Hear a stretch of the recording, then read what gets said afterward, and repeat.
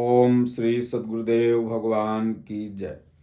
बोलो जय सिया राम, जय जय सिया राम। सोई पावन सोई सुभग शरीरा, जो तन पाई भजहि रघुबीरा। पूरी दुनिया के मनुष्य एक हैं, भाषा अलग होने के चलते,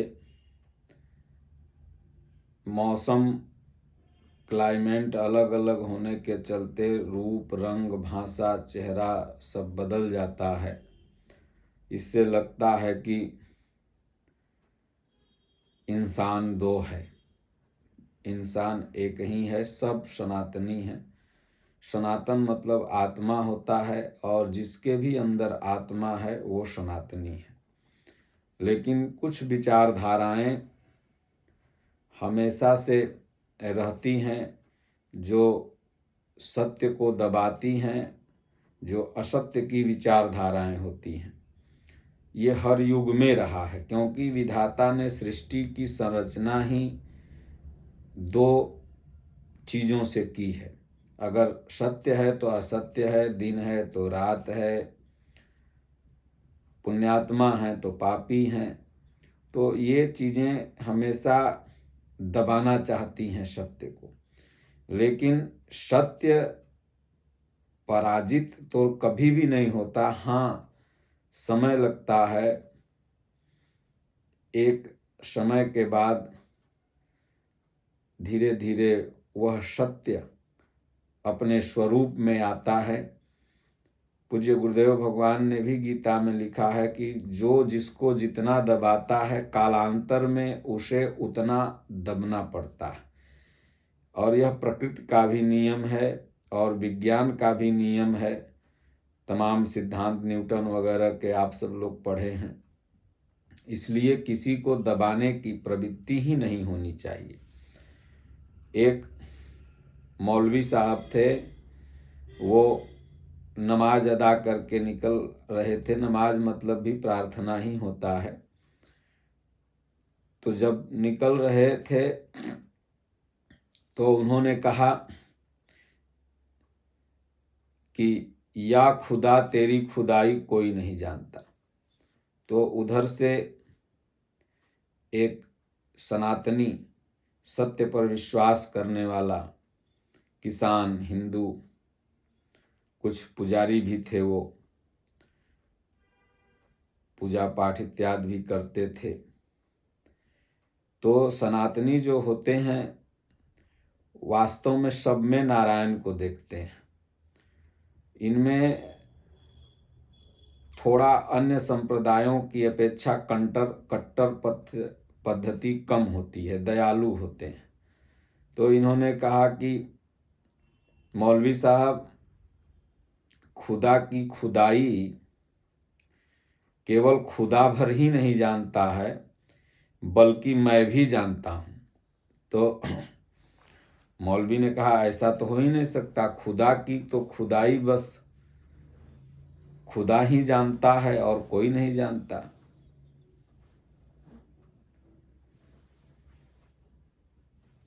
या खुदा तेरी खुदाई कोई न जाने। तो इन विद्वान किसान ने कहा कि देखिए, आप चलिए बादशाह के पास। तो मौलवी ने कहा पहले शर्त लगा लो। तो मौलवी ने कहा ठीक है, 1000 स्वर्ण मुद्रा अगर आप यह खुदा की खुदाई हमें दिखा देंगे तो 1000 स्वर्ण मुद्रा मैं आपको दूंगा, और अगर नहीं दिखा पाए तो 1000 आपसे स्वर्ण मुद्रा लूंगा। तो उन्होंने कहा ठीक है, लेकिन पहले चलिए अपने बादशाह के पास, वहाँ पर ये बातें हों। तो मौलवी बादशाह के पास आता है, और साथ में यह किसान सनातनी विद्वान भी साथ में होते हैं। वो कहता है कि बादशाह, खुदा की खुदाई कोई आज तक जाना है? तो बादशाह ने कहा नहीं मौलवी साहब, मैं भी नहीं जाना। तो बोलिए देखिए ये सनातनी कह रहे हैं कि खुदा की खुदाई मैं जानता हूँ। तो बादशाह ने कहा तो ठीक है, चलो दिखाओ खुदा की खुदाई कहाँ है। कुछ दूर नाव से सैर करवाया, बड़ी बड़ी चोटी जाके दिखाया पहाड़ की, चंबल की घाटी की। उसके बाद फिर पैदल चल के उस घाटी के ऊपर चढ़ गए विद्वान सनातनी लेकर के, बादशाह और मौलवी दोनों को। अब तब वहां से दिखाए, बोले देखिए बादशाह साहब, देखिए मौलवी साहब, ये कौन जेसीबी से खुदाया है?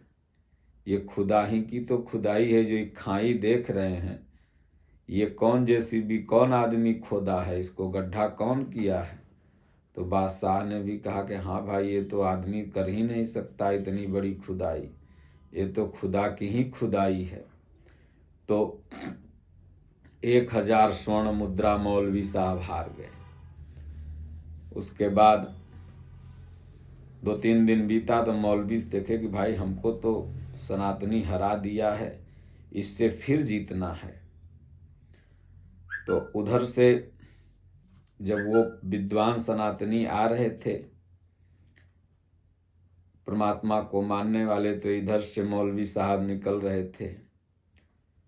बोले या खुदा, या तो मेरे मन की मैं जानूं और या तो आप जाने, तीसरा धरती पर कोई नहीं जान सकता है। और तेजी तेजी बोलने लगा। तो उधर से विद्वान सनातनी आए, बोले भाई आपके मन की केवल खुदा भर ही नहीं जानता है, मैं भी जानता हूं।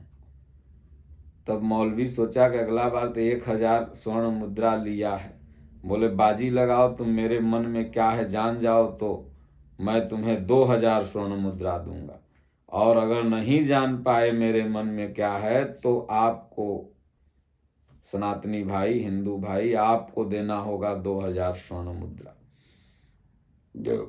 तो उन्होंने कहा ठीक है, चलिए बादशाह के पास।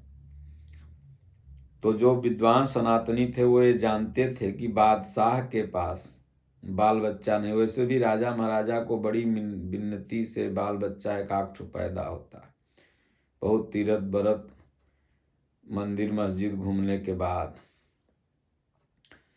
तो ये बात पता थी उन्हें।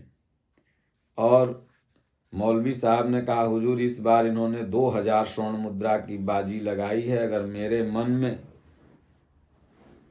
जो चीज चल रहा है अगर ये बता देंगे तो मैं इन्हें 2000 स्वर्ण मुद्रा दूंगा, और नहीं अगर बता पाए तो 2000 स्वर्ण मुद्रा इनसे लूंगा। देखा कि 1000 तबरी वाला जो हारे हैं, 1000 इससे और एक्स्ट्रा ले लेंगे। पहले स्वर्ण मुद्राएं ही चलती थी, आज जैसे 500 1000 रुपए की नोट तो नहीं है, 2000 की इत्यादि नोटें जो चलती हैं, वैसे पहले स्वर्ण मुद्राएं चलती थी। तो राजा साहब ने कहा ठीक है।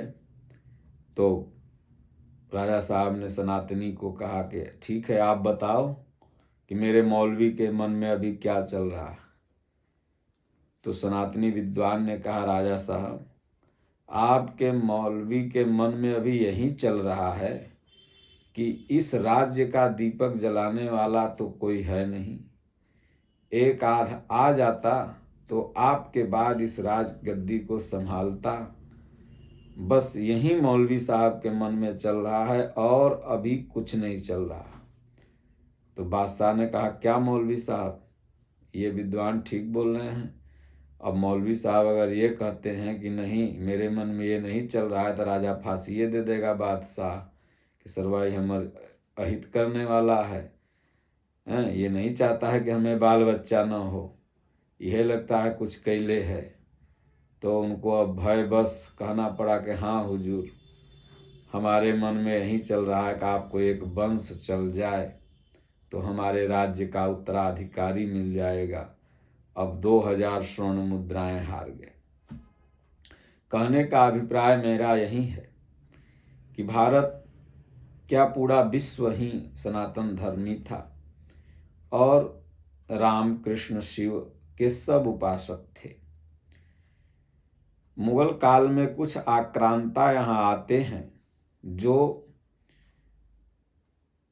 लगभग 17 की संख्या में आक्रांता यहाँ आते हैं। कई बार में लगभग 600-700 वर्ष के लंबे समय के अंतराल में 17 मुगल शासक यहाँ आए और अपने अपने काल में कोई 100 बरस, कोई 50 बरस, कोई 20, कोई ऐसे ऐसे करके राज्य किया। और इन तमाम शासकों ने कहीं नगर का नाम बदला, तो कहीं रोड का नाम बदला, तो कहीं मंदिर तोड़ के मस्जिद बना दिया, तो कहीं पर कुछ, कहीं पर कुछ, मतलब ये जहाँ भी आए कुछ न कुछ विध्वंसक कार्य किया, सनातन संस्कृति को नष्ट करने का भरसक प्रयास किया। लेकिन ये जब चले गए तो धीरे धीरे, क्योंकि भगवान कहते हैं यदा यदा हि धर्मस्य ग्लानि भवति भारत अभ्युत्थानम अधर्मस्य तदात्मानं सृजाम्यहम् परित्राणाय साधूनां विनाशाय च दुष्कृतां धर्म संस्थापनार्थाय संभवामि युगे युगे। तो प्रभु की जो सत्य विचारधारा है, जो एक्चुअल है, जो सनातन है, इसे दबा नहीं सकते। धीरे धीरे प्रभु जगी, लोगों की भावनाएं जगी, ऐतिहासिक घटनाओं को लोगों ने समझा और फिर भारत आज़ाद हुआ। आज़ाद होने के बाद फिर कुछ अच्छे नेता आए जिनके मन में सनातन के प्रति बड़ी श्रद्धा है और ये भगवान की ही देन है, परमात्मा ही ऐसा चाह रहे हैं। तो आज देखिए भगवान का भव्य मंदिर जहाँ तोड़ के मस्जिद बनाया गया था वो भी हट के अब मंदिर बन गया। ज्ञानवापी भी, उसके बाद अभी काशी बाकी है। तो सत्य को परास्त नहीं किया जा सकता, पराजित नहीं किया जा सकता। हाँ, थोड़ी देर के लिए परेशान उसकी आभा को, सूर्य की आभा को थोड़ी देर के लिए बदली ढक सकती है, लेकिन ऐसा नहीं कि रात हो गया। जब बदली हटेगी तो फिर सूर्योदय हो जाएगा। इसलिए सभी मानव को यह समझना है कि हम लोग जो धर्म के प्रति लड़ते हैं तो ये हमारी मूर्खता है।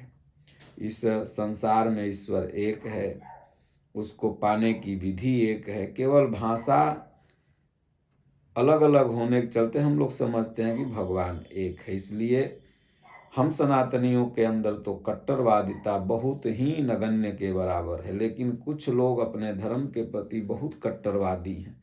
ये उनकी मूर्खता है, ऐसा उन्हें नहीं करना चाहिए, बल्कि यह समझना चाहिए कि भगवान एक हैं, परमात्मा एक हैं, केवल भाषा के हिसाब से, और उन्हें प्रेम पूर्वक इन सब चीज़ों को सुलझाना चाहिए था। कोर्ट वगैरह तो लास्ट में आदमी जाता है, लेकिन फिर भी नहीं समझाए सुलझाए तो कोई बात नहीं है।